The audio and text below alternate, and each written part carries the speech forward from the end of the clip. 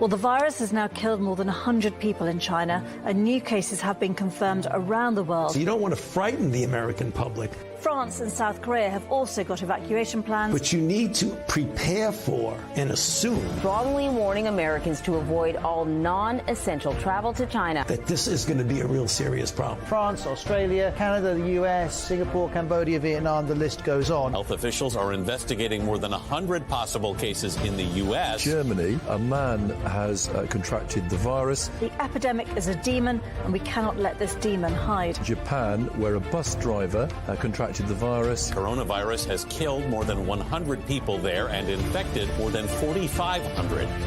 We have to prepare for the worst, always, because if you don't and the worst happens. War Room Pandemic. Here's your host, Stephen K. Bannon. Biden personally. War Room Pandemic. Biden personally led the effort to give China permanent most favored nation status, which is a tremendous advantage for a country to have. Few countries have it, but the United States doesn't have it. Never did, probably never even asked for it, because they didn't know what they were doing. As Vice President, Biden was a leading advocate of the Paris Climate Accord, which was unbelievably expensive to our country, would have crushed American manufacturers while allowing China to pollute the atmosphere with impunity. Yet one more gift from Biden to the Chinese Communist Party. They took all of the advantage away from us. They took everything away. They don't have oil. We would have had to close up tremendous amounts of our energy to qualify eventually, not too far into the future. We would have had to do things that would have been unbelievably destructive to our country. Welcome to War Room Pandemic, episode 281, Wednesday, July 15th, the year of our Lord 2020, broadcasting live from Capitol Hill. Greg Manns, Jack Maxey, Raheem Kassam, Stephen K. Bannon down the line on the John Fredericks Radio Network on Newsmax. Blown through the CCP's firewalls on G News and GTV, subtitled in Mandarin, and of course, thanks to America's Voice, over to Stephen K. Bannon. Yeah, let's play the, I tell you what, Raheem, let's play the, we have another clip of President Trump regarding President Xi. Can we play that? Thank you, sir. I want to know, when's the last time you spoke with President Xi of China, and do you plan to speak with him in the near future? No, I haven't spoken to him. No, I don't. I have no plan to speak to him. Steve. I tell you what.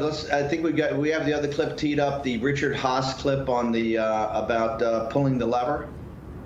If we get a China-focused argument in this election, what's that going to look like? Well, first of all, I don't think too many people at the end of the day, John, are going to push the lever or whatever you push now based upon China.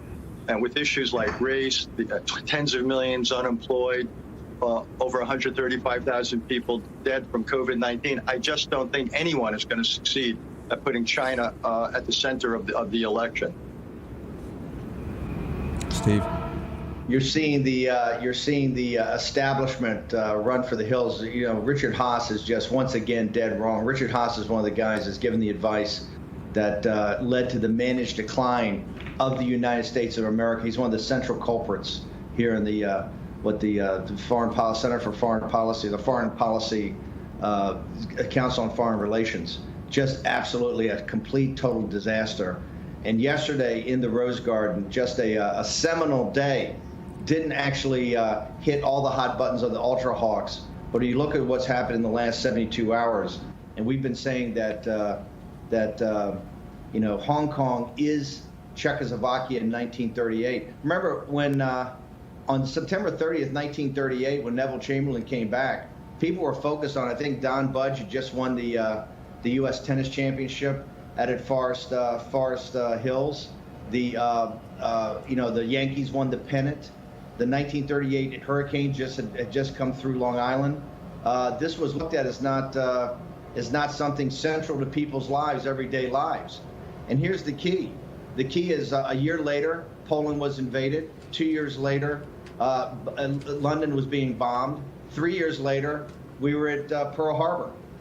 And so people who were going about their daily lives didn't understand the importance of Munich at the time and what happened in Czechoslovakia. That's what happened in Hong Kong yesterday.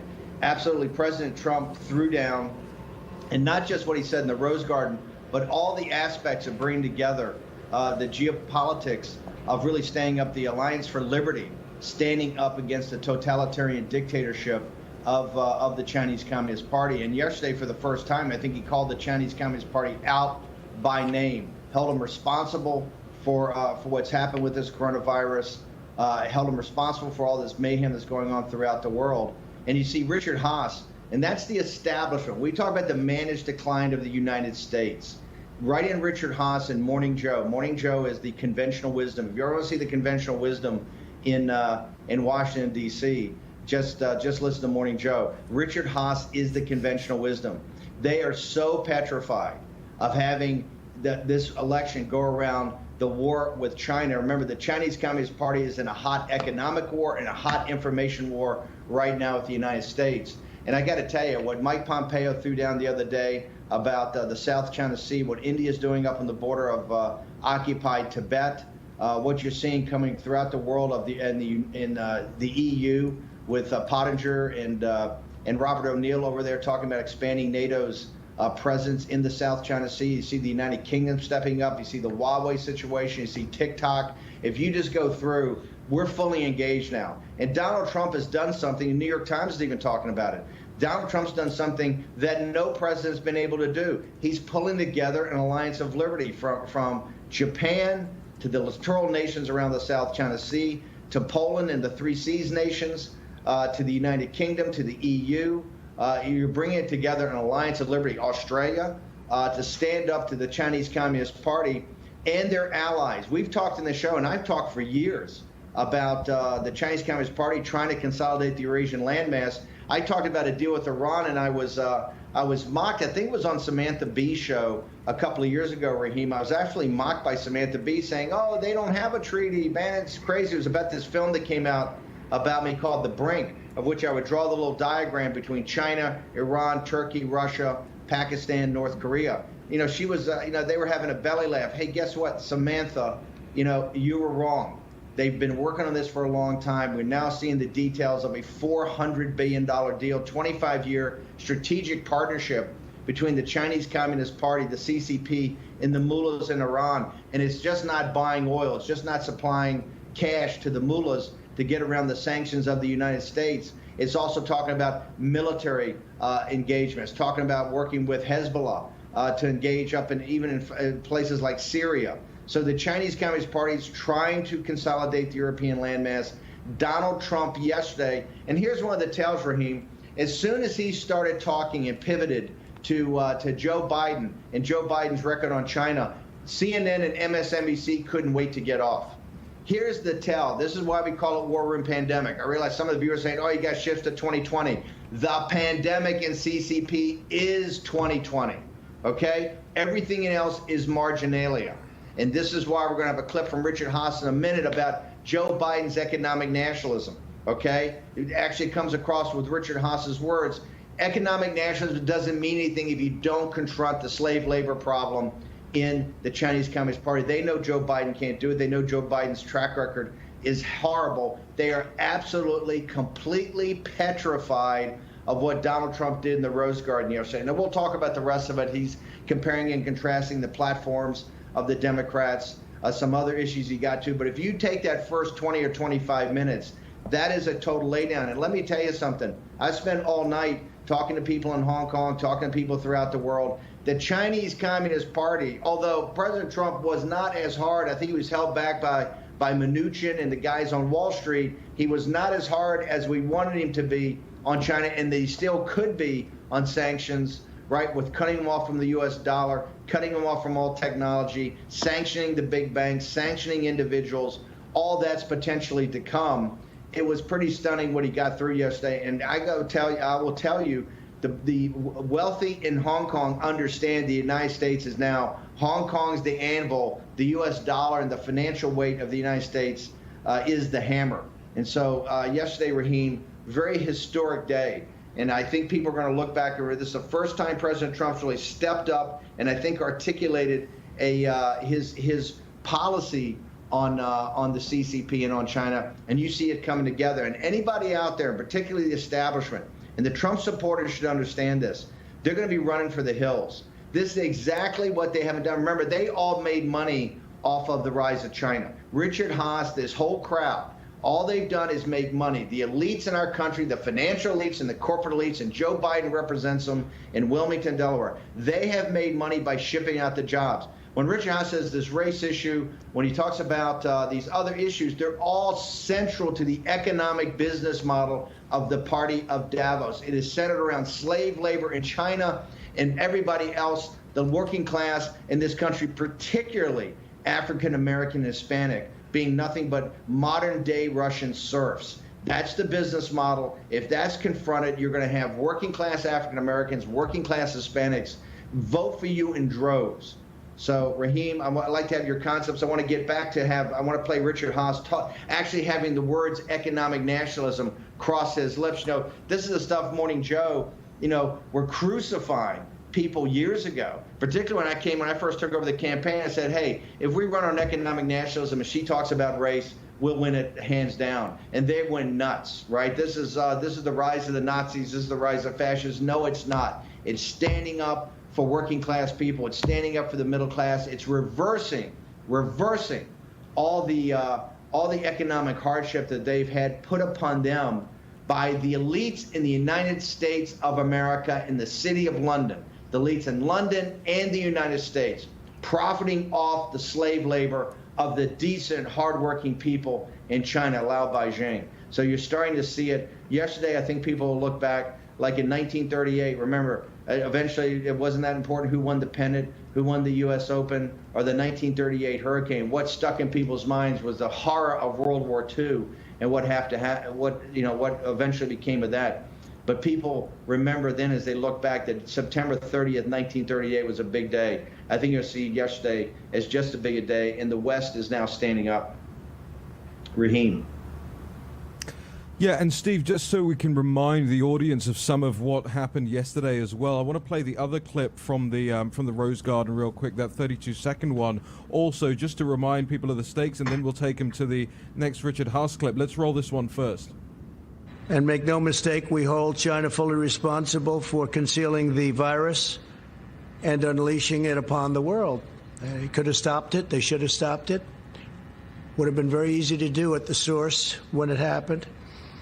In contrast, Joe Biden's entire career has been a gift to the Chinese Communist Party and to the calamity of errors that they've made. They made so many errors, and it's been devastating for the American worker.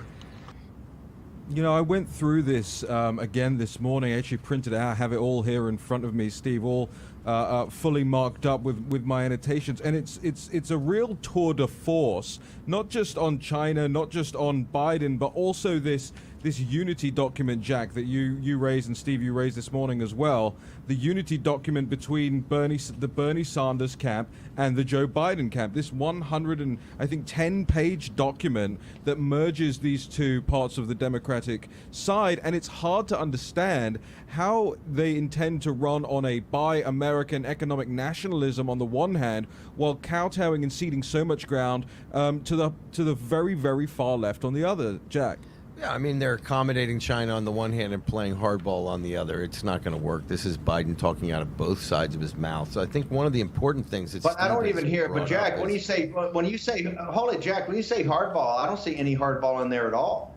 Where's the hardball? No, I don't. That's what I say. It's a pretense. He's pretending to play hardball with China. He's talking out of both sides of his mouth. It's Biden trying to play both sides of the fence. Hold it. Where have you heard him say anything on hardball? I haven't heard Biden say one thing on hardball. Yesterday, he's 21 minutes. What do you say? What do you say? Well, he says he's going to bring back the jobs, right? And then he talks about how we're going to replace all government cars with. Jack, you're missing the point. He never says China. That's all just airy-fairy happy talk. And his 21. Yeah, we're getting there. We actually went through the whole document, Steve. He doesn't mention communists once. We've got to jump to a break. We'll get into this in the second segment here. War Room Pandemic, episode 281, just beginning. Stay tuned.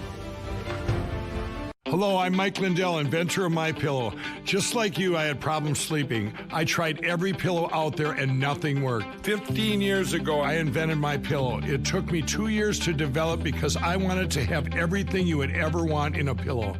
I made sure that you could adjust my patented fill so you could have the exact support you need as an individual, regardless of your sleep position. I also wanted a pillow that would last, so I made MyPillow machine washable and dryable. I back MyPillow with a 10-year warranty and a 60-day money-back guarantee. Not only that, I do all my own manufacturing in my home state of Minnesota. I really like the fact that it was made in the USA. I think that USA products are a better quality product. I've tried a lot of other pillows, and nothing's worked like MyPillow. I'm interrupting this commercial right now to give you deep discounts, not just on my pillows, but also my mattress toppers, sheets, and so much more. For example, you can get body pillows regularly $89.99, now only $29.99, or MyPillow dog beds for as low as $19.99 with your promo code. I used to think that sheets were just sheets. I got the Giza Dream sheets. They are the most comfortable sheets I've ever had. The Go Anywhere pillow is so easy to just roll up and take anywhere I want to go. Go Anywhere pillow is really comfortable, so that's what I really like. It's nice and supportive, and it's nice and small. The MyPillow topper, for the first time, has enabled me to have a cool night's sleep. I'm able to go to bed and just get rest. That's 3 inches of wonderful that's in the MyPillow mattress topper. It's just like a firm cloud. MyPillow helps me get a good night's sleep so I can do my job in the morning. Go to MyPillow.com to get deep discounts, not just on my pillows, but so much more. For example, you get body pillows regularly $89.99, now only $29.99, or MyPillow dog beds for as low as $19.99 with your promo code. For the best night's sleep in the whole wide world, visit MyPillow.com. This is Kate. Hey. She takes 2 prescriptions. Kate's son Jack takes 1 too. Kate works hard and thought she had good insurance. But she still pays too much. That's no good. So Kate downloaded the GoodRx app. Now she can compare prescription prices to find the best discounts. She even beats her insurance price. Good for you, Kate. Good for you. GoodRx. Stop paying too much for your prescriptions. Download the free app today. I see what's possible instead of what's here. Others see cracked concrete, broken backboards, run-down courts. I see a way to bring pride back to communities. Art can change it all. Bright colors, a bold vision, and it can be somewhere that brings people together for games or hangouts or whatever. A place that makes people proud, like this is my neighborhood. That's why I made Project Backboard and a site with GoDaddy. How will you make your mark? Make the world you want. War Room Pandemic with Stephen K. Bannon. The epidemic is a demon, and we cannot let this demon hide. War Room Pandemic. Here's your host, Stephen K. Bannon. Welcome back to the War Room here on Capitol Hill. Greg Manns, Jack Maxey, Raheem Kassam, and Stephen K. Bannon. Hey, Steve, do I need to remind you and Jack, there's no fighting in the War Room? I think we're on the same page. I wasn't making myself clear. Please. Steve, where do you want to take us? Because you totally confused me. No. Do we have breaking news, Raheem? We do have breaking news here this morning at today's State Department press conference. Secretary of State Mike Pompeo has announced new U.S. sanctions against Chinese tech company employees, including some at Huawei. We're getting the details on that now, but there's live breaking news this morning. Ladies and gentlemen, if your kids have TikTok on the phone, get rid of it. If you're using Zoom, get rid of it. You should be getting out of all these Chinese Communist Party technologies. They're all used they're all used for surveillance. They're all used to put up the firewall. They're used to surveil Chinese citizens. Once the firewall comes down, all those Chinese citizens will be using Western technology. They see that as one of the centerpieces of their freedom. It's so great to see now, finally, Raheem and Jack, Greg, that the U.S. is really stepping up. I know we're going to get into the technology part of it a little bit later, but I want to play again. Can we play Richard Haas and the economic nationalism, and then I want to play the other clip so people can tie this together.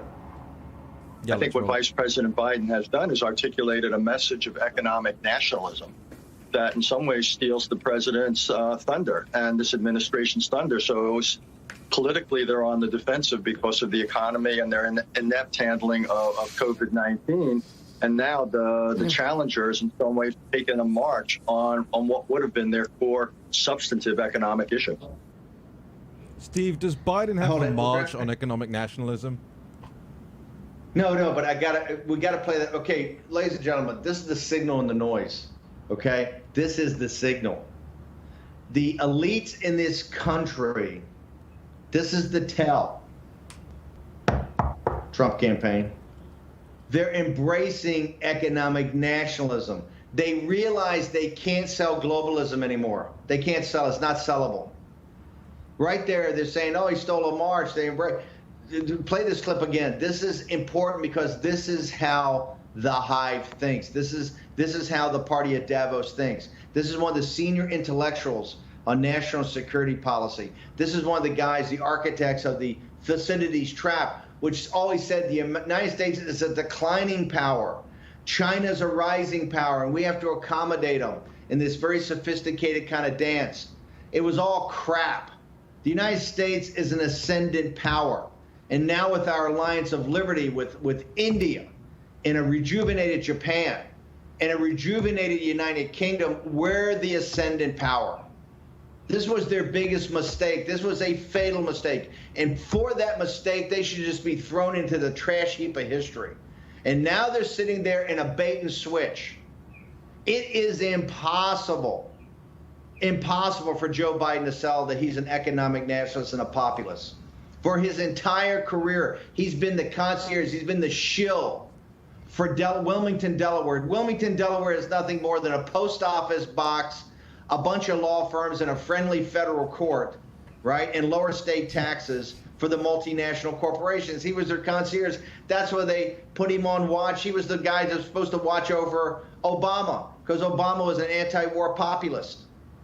It is impossible for Joe Biden to attack China. It's impossible for Joe Biden to go after the CCP. And if you don't go after the CCP, you're not an economic nationalist, because that's the centerpiece of it. Yesterday, in his 21-minute economic speech, he mentioned China in one passing reference that we're going to overtake them in electric vehicles or solar-powered cars or some sort of nonsense like that. It's the bait and switch. It's the misdirection play. And we're going to have young African Americans, Hispanics on this show day in and day out that understand. I mean, you look at, Ice Cube's economic nationalist plan a couple weeks ago. We'll get into that. It is economic nationalism. It's populism. It's about bringing the jobs back. Where are you going to bring the jobs back from? You're going to bring them back, the high value-added manufacturing jobs. We're going to bring them back from the CCP and end the slave labor of the people of China. Can we play the economic nationalism thing one more time? Yeah, let's roll it. Richard Haas on economic nationalism. I think what Vice President Biden has done is articulated a message of economic nationalism that in some ways steals the president's thunder and this administration's thunder. So it was politically they're on the defensive because of the economy and their inept handling of COVID-19. And now the challengers in some ways taking a march on what would have been their core substantive economic issue. And let's play. For the audience, I want to go back and replay Richard Haas's answer to John Heilman's question on China being the lever thing. Do we have that clip? If we get a China-focused argument in this election, what's that going to look like? Well, first of all, I don't think too many people at the end of the day, John, are going to push the lever or whatever you push now based upon China. And with issues like race, tens of millions unemployed, over 135,000 people dead from COVID-19, I just don't think anyone is going to succeed at putting China at the center of the election. Richard Haas, this is the great thing about going against the establishment. They're morons. China is the part of all of that. The central part of the race issue is the lack of jobs and high value added jobs in technology. The COVID, the unemployment is because of the CCP virus. Trump's unemployment was all-time historic lows. The economy was on fire. CCP virus. And the dead are all, the blood is on the hands of Beijing. All three things he talks about, brother, is China. And Richard Haas, if you don't think you can run and hide, and you and Biden and you guys can go say, we're economic national, we're populist, it's not going to work. We're going to rub your nose in it.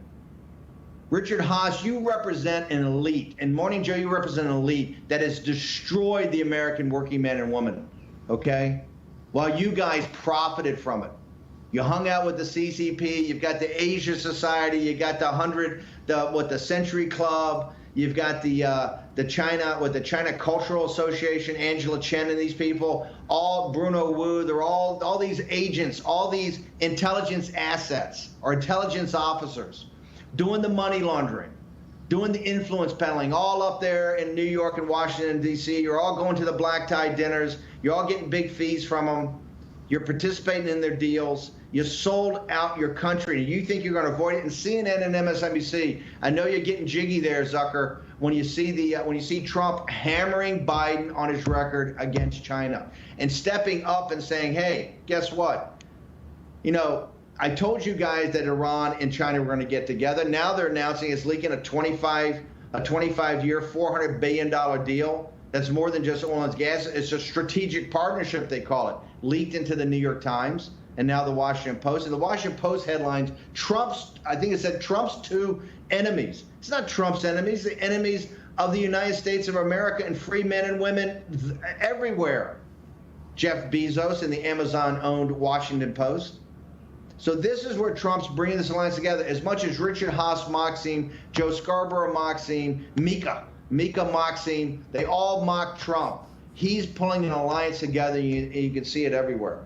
And that's why they hope and wish and pray that Trump does not make the CCP and what they've done to working class people, what they've done to our economy, and most importantly, holding them totally responsible for this virus, totally responsible. Whether it's a biological weapons program, we're going to find out. Whether it leaked out of a lab in Wuhan, we'll eventually find out. What we do know is they have a chain of title. They knew about this in the last week of December or no later than the 1st of January. If they had just been responsible, 95% of the deaths, 95% of the economic carnage would have all been avoided, but they are not. You know why? They're an illegitimate government. They lied to the Chinese people. They promised land reform. They promised democracy. They promised rule of law. And all they've done is rule by the barrel of a gun. And those days, their days are numbered. Now, we'll get into Hong Kong in a second, guys, but I'd like to hear your commentary and your analysis of that, gentlemen. Well, Steve, hard to beat, honestly. Yeah, very, very difficult to beat. I mean, we went through this Biden-Bernie unity document as well, and there are 20 references to China, but not references that are critical in any way, not references that say that there's going to be any attempt at aggression or any defensive measures against what China is doing to the United States, Jack. Well, you know, you're seeing what I think is really important about all of this, Steve, is this alliance of liberty really is an alliance of the global deplorables, these good, decent people all around the world who realize that they've been scammed. And their good names, their good national names have been used to sell out the Chinese people. I think what we're seeing in many ways is a revolution of a morality rising to the surface where people are beginning to see China with clear eyesight. And Donald Trump has really got to take some credit for being out in the forefront and calling them out. Certainly, he's creating some courage around the world. You look at the Australians, they back down. They are not going to have any extradition treaty with Hong Kong because they do not agree with the future safety of the city. You're watching the British now are coming down hard on it. You're seeing the world begin to open up their eyes, just like we did between 1938 and the fall of 1931 with the Nazis, Steve. We're beginning to see the danger for what it is, and let's hope we can stop it before we get to some sort of kinetic outcome. And we have to go to a quick break now, but Jack, I completely agree with you, and President Trump actually referenced that himself yesterday in the press conference, talking specifically about bringing other countries on board, and he was talking about the Huawei issue as well, and he said, look, I quote, I did this myself for the most part, not to use Huawei because we think it's an unsafe security risk. And he did do it himself in a great part. You know, the credit where credit's due. And to Steve Bannon, of course. We'll be right back after this break. You hate coming home to a dark house, and leaving lights on all night drives utility bills out of sight. You need the Bell & Howell Bionic Spotlight, the outdoor motion sensor light that turns on the instant motion is detected and turns off when the motion stops. Bionic Spotlight is solar powered, so there's no expensive wiring or batteries to change. The instant the motion sensor detects movement, Bionic Spotlight triggers 8 high-intensity LED lights that shower the entire area with light and then shuts off 30 seconds after it stops. So you can spend hundreds of dollars on an outdoor lighting system, or you can get the motion-activated Bionic Spotlight for just $19.95 with free shipping. Bionic Spotlight is backed by our 5-year warranty. But wait, if you order right now, you can double the offer and get a second Bionic Spotlight. Just pay a separate fee. And when you call, ask about the contractor's discount on the complete 6-light home value set. Here's how to order. Call 1-800-486-4451 or go to BionicSpotlight.com. That's 1-800-486-4451 or order online at BionicSpotlight.com. America's Voice News brings you real news and real opinion in a real world. If you care about this country, then you can help by sharing America's Voice with your friends and family. We're here to bring you the truth with no agendas. America is one of the greatest countries of all time. We need a great leader to keep us on track and safe. If you support this president, then help us by being a beacon of hope and standing up for this great nation. Join us as we fight to bring you the truth in a crazy world. Search America's Voice News on all apps, Roku, Pluto TV, and Dish Network Channel 219. Please help by downloading America's Voice News to your phone, on your smart TV. Search America's Voice on all your internet-connected devices. Then share the truth with your friends and family. America's Voice News, the real news network. Join the America's Voice revolution and consider yourself an American patriot. Frustrated with heavy rubber hoses that always get tangled and easily kink? Introducing the Bionic Flex Pro hose, the super strong, super tough hose that's ultra light as well. Run over an ordinary hose and it'll easily burst, but the Bionic Flex Pro hose stays intact no matter what runs over it, because its reinforced drag-resistant commercial-grade outer polyester weave makes it tougher and stronger than ever. And its solid brass fittings are crush-proof too. Ordinary hoses kink easily and stop working, but the Bionic Flex Pro hose never kinks. It just keeps flowing strong. And while regular hoses easily get tangled, the Bionic Flex Pro hose is tangle-proof. You can get the 25-foot Bionic Flex Pro hose for just $19.95 with free shipping. But wait, order today and we'll upgrade your order to a 50-foot Bionic Flex Pro hose. Just pay a separate fee, and shipping is still free. Go now. Call 1-800-313-8062. War Room Pandemic with Stephen K. Bannon.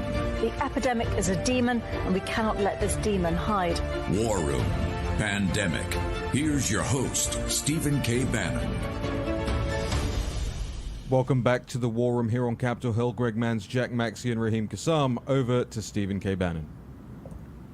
Remember, in turbulent times, it's going to be the entrepreneurs at the vanguard of what's going to lead us through this. If you're an entrepreneur, you need every piece of operating leverage you can get. The best tool is NetSuite by Oracle. It's a software package that pulls everything together, whether it's your financial projections, your financials themselves, human resources, capital asset pricing model, inventory, all of it. Oracle's the #1 platform on the cloud. NetSuite's the #1 platform for entrepreneurs. If your business is $1 million in revenue to $100 million in revenue, you need to check this out today. Go to netsuite.com/Bannon, BANNON, and get the 7 action steps every entrepreneur should be taking during these turbulent times. Speaking of turbulent times, Raheem, Jack, let's go back to, I want to go to the Joe Biden's talk of yesterday. He did mention in 21 minutes, he did mention China one time. Can we actually, do we have that teed up? Can we play it? Yeah, we can roll that clip right now. Joe Biden. The United States owns and maintains an enormous fleet of vehicles. And we're going to convert these government fleets to electric vehicles, made and sourced right here in the United States of America. There you go, Steve. And to throw the hammer on his I thought he new actually green... mentioned China. Yeah. Yeah, this is the one thing. Is He about mentions China. it in the That's build-up. Yeah. That was his substantive point, though, Steve. No, but Sam, that's the joke. No, in his economic nationalism, he doesn't even get into to taking on China at all. It's a complete and total joke. And this is what you saw in his tracker of President Trump. And by the way, CNN and MSNBC couldn't wait to get away from it. It was not in the lead headline at all in the Washington Post and New York Times initially. What President Trump did the whole day was in there about this great alliance he's putting together, both for information warfare, economic warfare, and hopefully not kinetic war. But you got this alliance he's putting together in the South China Sea, and really going to be eventually in the Persian Gulf, is going to be quite amazing and quite shows a lot of forethought. But Joe Biden's track record is terrible. The Democrats want to run away from it. You just saw Richard Haas. They're going to lay out, oh, China's not important. China's not important. It's race. It's unemployment. It's CCP virus. It's the deaths. Hey, the race problem, the underpinnings of the race problem is the economy and jobs and opportunity for blacks and for Hispanics in this country. And that's been suppressed by the elites. That's why they want, all these foreign students in colleges. That's why they don't want any access to tech jobs in Silicon Valley. They don't want any access to engineering schools or to postgraduate computer science schools. So the minorities can't get these jobs, that they're flooded to have to compete with people from all over the world who are not American citizens. And look, I love the fact of innovation. I love the fact of what's going on, but you got to take care of American citizens first. Okay, you got to take care of American citizens first. And you see this time and time again. Joe Biden won't address that. In fact, he goes the exact opposite. Joe Biden was in charge of, for President Obama, he was the point man on the pivot to Asia. He was the point man to stop cyber intrusions into our companies, to stop intellectual property theft. That's $3 trillion in total now, $600 billion a year in intellectual property theft, because Joe Biden couldn't get it done. The militarization of the South China Sea, what Mike Pompeo is putting together, this whole alliance in the South China Sea with Australia, Japan, the United Kingdom, to keep the most important waterway in the world, the South China Sea, totally open and free navigation. We had a destroyer in there yesterday, not kowtowing to the Chinese Communist Party, free navigation. That's all because Joe Biden failed. They do not want to go through his record. You're going to see Richard Haas and all the establishment dismiss it. MSNBC and CNN won't want to cover it, right? They'll do it just enough in passing. So they say, oh, yeah, we talked about that, right? It's called Ben Smithing, right? Oh, yeah, but we talked about that. We talked about Biden. No, they haven't. We're going to rub Joe Biden and the Democratic elite's nose in this because they sold their country out. They know they look the other way, and now you get Richard Haas talking about economic nationalism. Now, one of the ways you saw do it, all the venture capitalists and private equity guys in these tech companies, all the leadership of the tech companies, all these narcissists, right? Almost I call them nihilists. They're all in bed or trying to get in bed with the Chinese Communist Party. You want to walk through this, Raheem? How now the United States is finally fighting back under the Trump administration, is finally dropping the hammer on this. Well, I mean, remember, we've talked about now for years the idea that these Silicon Valley technology chiefs are our new, our new overlords. They decide what we can see, they decide what we can say, and they decide who is personed or not on social media, to the point of the President of the United States himself having been knocked off Twitter, having had tweets of his hidden by these guys, and all at the same time, in a parallel fashion, you've had incredible levels of Chinese, not investment, but kind of the takeover of a lot of these firms from the inside out. Now that you want to talk the intellectual property side of it, we can. You want to talk about the digital interference in the election side, we can. But more worrisome to me than any of this stuff is the hyper-targeting of young people in the Western world with these apps. And we know that India banned 59 of these in the last 2 weeks. And it's really important that we bring this back to the story that actually the New York Times, for all its faults, had a good story a couple of weeks ago about the targeting of ethnic minorities, of the Uyghur minorities in China. These Chinese developed apps, they would target them via advertisements. They would get them to accept access to their phones, access to their microphones, access to their clipboards, which is something that TikTok does as well, so they can identify who is where and when and what they're doing, not just in China, anywhere in the world. They showed that these whole hundreds of things that they deployed across the app stores, the Google App Store, the Android App Store, the iPhone's App Store, were targeting ethnic minorities, these Uyghurs, not just in China, but all across the world. Now, when you look at what they're doing over here, and why the Indians especially got ahead of this and banned TikTok, you look at how people are starting suddenly to realize, oh, TikTok has extraordinary levels of access to everything I do. It has extraordinary levels of access to things I copy and paste on my phone. And TikTok is, of course, owned by ByteDance, which is a company that, as per all companies in China, has to abide by Chinese Communist Party diktats of handing over data whenever that data is requested. And the same thing with Huawei, and the same thing with ZTE. All of these people, by the way, while President Trump's actions in the last 24 hours, as you say, Steve, have been one of the single most robust things that we've seen out of this administration, and especially on the topic of China at a critical juncture, there has also been a small build-up to this in the background. All of the FARA stuff that we've seen, the foreign agent registrations, this is a law that was originally founded to target Nazi propagandists in the Western world, has been used and has been deployed against people who are clearly working for the Chinese Communist Party, whether it's through ZTE, whether it's through Huawei. And there's actual cases at the moment going on, which we're monitoring, where lobbyists in Washington, D.C. are trying to claim that they don't need to file FARA as foreign agents because they work for these organizations. But it's entirely clear that whether it's the Department of Defense, whether it's the State Department, whether it's the White House, and now you're starting to see it in the Washington Post, you're starting to see it in the New York Times, these guys know that these tech companies and these technologies that are on our phones, that are in our devices, whether it's the hardware or the software, are Chinese Communist Party controlled. Okay, the quick response to that, Steve. Yeah. Go ahead, Jack. In 1940, I believe it was the summer of 1940, the Roosevelt administration and the State Department banned all of these front operations that were being promoted by the German government and kicked them all out of the United States. They had consulates in every town with over 100,000 people, basically to push propaganda. They got rid of all of them. So there is quite a progressive precedent there that we could apply to some of these front operations for China. Two pieces of breaking news are coming out right now. Kanye West has dropped out of the presidential race. But here's something, we talk about, carrying the big stick. Apparently, Secretary Pompeo put a warning out to the world for all investors to get out of Nord Stream 2 while they can, get out of the Turk Stream project, get out now or risk the consequences, was his quotation. So I think we're having a full frontal attack on some of these existential enemies, Steve, that you've been so wisely warning the world about for many years.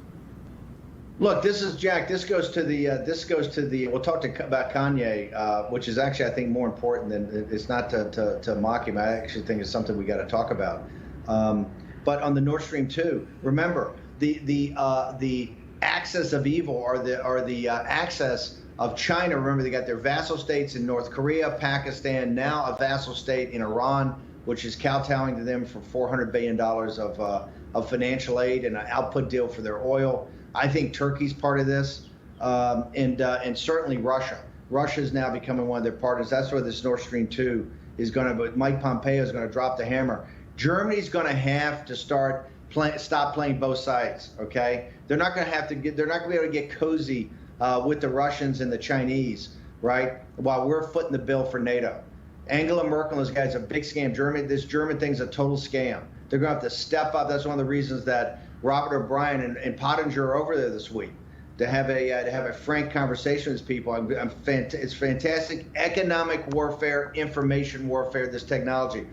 I want to come back on Hong Kong. We're probably run out of time, but Raheem, I think another hammer they could drop is I think the U.S. government I think the technology side, I think the president, I think there ought to be executive orders. I think there ought to be all types of things around TikTok. We ought to use TikTok as an example of what we can do about banning one of these technologies that's essentially there to get data and information from the American people. So I hope that the administration in the next couple of weeks starts taking this TikTok thing and the technology aspect of this, Raheem, as seriously as possible. What's the hashtag War Room Pandemic Posse saying? What are they saying on live chat? Besides the fact that Jack and I had a pillow fight early in the first segment. Well, Steve, you know, we have one of the most plugged-in audiences out there. I'm reading some of it now. Kick out all Confucius institutes is another thing that people are saying in the live chat this morning. Steve, is that something you agree with? 100%. Confucius Institutes, the Committee on the Present Danger is one of the very first things we worked on. These Confucius Institutes are not really about, look, Confucius is somebody people ought to study, a fantastic philosopher. It's really the traditions of old China. That's not what it's used for. It's used as an aspect, it's a front organization. It's just like, it's the equivalent, Jack, of what you were talking about, the Bund organizations they had in the late 1930s. Right, the Nazis were trying to get these ideas out in the United States. That's what the Confucius Institute is, a complete front organization of the Chinese Communist Party on all the major universities. Steve, and just we got about 45 seconds left here. I just want to bring to your attention as well on the executive order on Hong Kong normalization yesterday, the line that says the administration will take steps to terminate the Fulbright exchange program with regard to China and Hong Kong with respect to future exchanges for participants traveling from and to China or Hong Kong. In the 30 seconds we have left here, do you know why specifically they've gone after this Fulbright program? Well, I think they're going to go across a whole range of them. I think because these Chinese students, look, this is not about the Chinese people. They're innocent victims in this. But unfortunately, when you come over here as a student, you know, it's been documented. You have to kind of sign up to be checked in. You check in with a handler at every aspect. So I think you're going to start to see, and this is why there was a big push on this ban of the college students if you're going to do the distance learning. This is something we got to come to grips with. You know, the Chinese students, look, the Chinese people are innocent victims of the Chinese Communist Party, but somehow you gotta crack down on their intelligence gathering apparatus, and as soon as that will help take down the CCP, and as soon as that happens, the Chinese people will be free. Right. So I think you're going to see a whole raft of this stuff. We're going to jump to a break now, and also on the National Pulse later on today, we're going to have a full explanation of the Fulbright program and how the CCP has been using it to push propaganda in the United States. We'll be back after this break. Brett Favre, legendary quarterback. Jerry Rice, legendary wide receiver. You ready for your weekly meeting?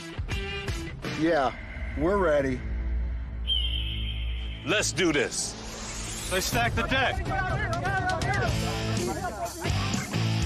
When legends play, they wear Copperfit Advanced Back Pro. Copperfit's best-selling compression back support just got better with new double-band adjustable supports for customizable compression when you need it most. Since I put this on, I feel so much better. The core is the most important thing. To know that I'm stabilized here. Whatever I'm doing, I can give it 100%. 4 built-in stabilizing supports designed to improve posture and help reduce lower back stress and strain.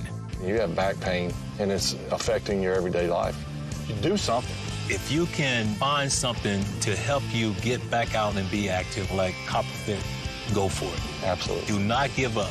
A high-performance compression fabric infused with the powerful properties of copper, 360-degree flexible mobility, and lightweight, durable construction. Nothing more painful than having back pains. If you're aching, if you feel like you can't work out anymore, you can. And that's with Copperfit. Yeah. It's for all of us who still want to be active, still want to compete. Way to go. That's what I'm talking about. Man, this really does feel good. It feels to me like the fountain of youth. Copperfit's best-selling back support just got bigger, badder, and better. Or call 1-800-944-5851. Or on the web at advancedbackpro.com. Get yours now for only $19.99. This does feel good. That's what I've been saying. You think it was fair? It was fun. Play for the love of the game. Copperfit, live limitless. Windshields are impossible to clean, and a dirty windshield can be downright dangerous. Introducing the Hurricane Windshield Wizard, the one tool that reaches and cleans for you. It uses the power of microfiber with a pivoting head to make cleaning windshields quick and easy. The specially designed ergonomic handle fills with tap water and dispenses at the touch of a button, so you can clean in seconds without straining. And it folds away for space-saving storage. Order now and get the Hurricane Windshield Wizard with free extra bonnet for just $19.99. But order now and you can double the offer. Plus, you can also get the Battle Visor, the visor that blocks the harsh glaring sun and keeps you safe on the road. Just pay a separate fee, and we'll ship everything to you for free. That means you can get all this and free shipping. Order now. Call 1-800-474-7530 or visit GetWindshieldWizard.com. So call 1-800-474-7530 now.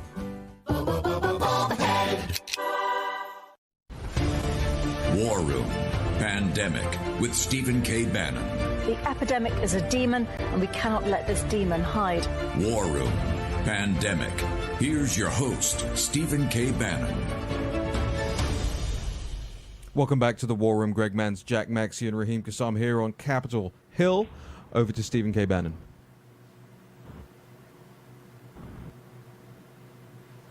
We lost Steve. We may have lost Steve for the time being. We'll try and reconnect with Steve momentarily. We'll see if we can get Bannon back on board. In the meantime, why don't we actually roll the clip of Steve, if we can, what Steve Bannon said to Jesse Waters very recently. This kind of wraps up the hour really neatly into a nice little bow and actually shows you that, as Steve always says, and as we always say here on the War Room, action, action, action.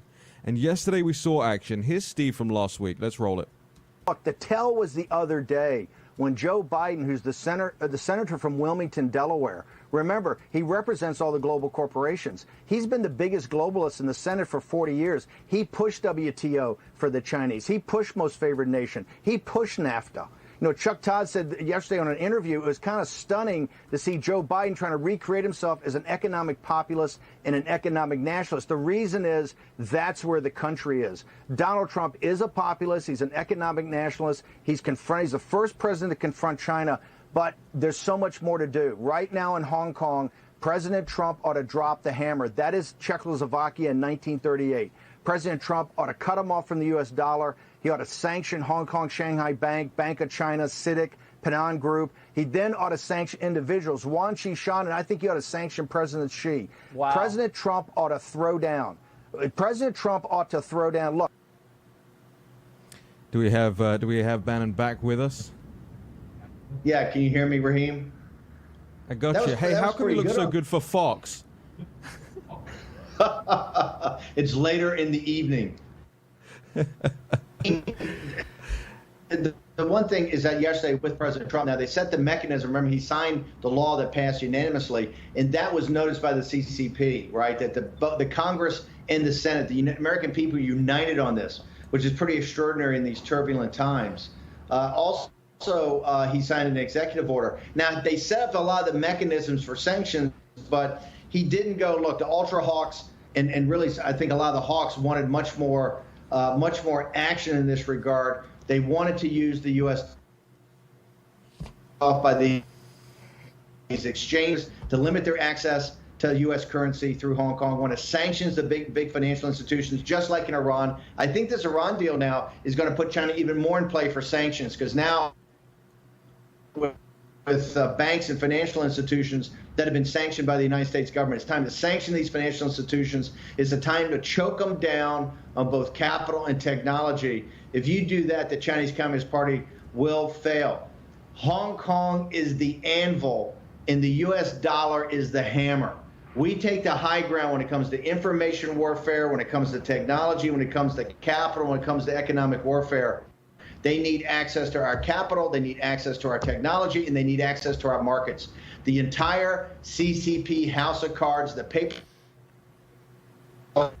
collapse, and this is why you're seeing in the South China Sea, the Navy is all talk, no action. When you see the United States, the Royal Navy, you see the navies of Japan, Australia, the free people in the world, India, come together to patrol the South China Sea, whether it's South China Sea on kinetic warfare, whether it's cutting them off from the dollar, whether it's sanctioning the banks, and I think sanctioning individuals.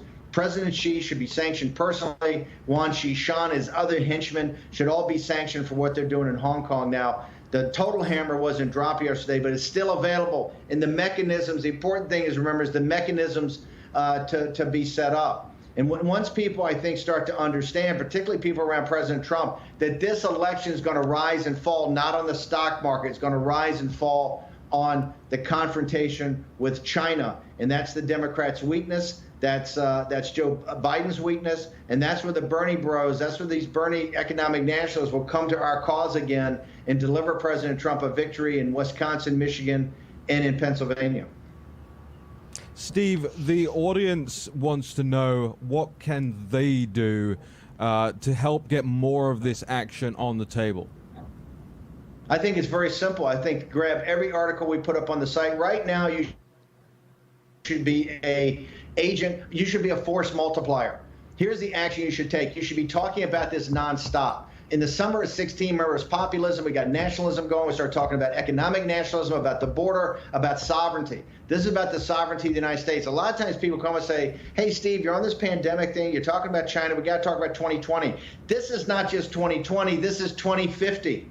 The future of the nation revolves around this. The future of free men and women throughout the world revolve around this. The future of the freedom of the Chinese people revolve around this. Once the CCP falls, we're going to get to what Churchill called the sunlit uplands, right? We're going to have to go through a lot of turbulence and a lot of choppy water. This is not going to be easy. Here's what the deplorables can do. The deplorables can be a force multiplier. Push the show out, push all the articles we think out. Raheem, you talk about National Pulse is going to do an investigative piece on the Fulbright Scholarship this afternoon. Every deplorable should be pushing this out, sharing it, getting up on Facebook. Steve, just while speaking of choppy, just while we have a slightly choppy connection to you, I want to get the words of Secretary Pompeo from this morning. Is this the clip I'm seeing, producer Vish? Okay, let's roll the clip of what Secretary Pompeo's announced just this morning. More action. Let's roll it. Yesterday, President Trump signed the Hong Kong Autonomy Act and announced a series of actions through a presidential executive order. As he said in May, if China treats Hong Kong as one country and a single system, so must we. General Secretary Xi Jinping made a choice to violate the Chinese Communist Party's promises to Hong Kong that were made in a UN-registered treaty. He didn't have to do that. He made that choice. We have to deal with China as it is, not as we wish it to be. Other nations are arriving at the same conclusion. Australia and Canada have suspended their extradition treaties with the territory. I leave on Monday for a quick trip to the United Kingdom and to Denmark, and I'm sure that the Chinese Communist Party and its threat to free peoples around the world will be high on top of that agenda. We'll certainly take time to discuss the UK's commendable decision to ban Huawei gear from its 5G networks and phase out the equipment from its existing networks. Okay, Steve, you heard what the Secretary of State said there. We got about 30 seconds until break. Any closing thoughts before the next hour? Action, action, action. All the people in the establishment that mock Donald Trump, you're seeing an alliance of liberty come together around true presidential leadership. He's a wartime president, at war against the pandemic, the CCP virus, and he's at war with the Chinese Communist Party. It's a hot war. It's a hot information and economic. We'll be back in just a second. More War Room Pandemic. Greg Mann, Stephen K. Bannon, Jack Maxey, Raheem Kassam returns. Don't go anywhere. In just a second. The hottest new razor is taking the men's grooming world by storm. And if you don't have it, you need it. Micro Touch Solo, the hyper-advanced full-body razor that trims, shapes, edges, and even shaves with micro precision. And it's totally safe to the touch. Go solo for full body control with one tool. No nicks, bumps, or ingrown hairs. Edge beards and goatees with one touch. Clean your neck. Barber shop perfect.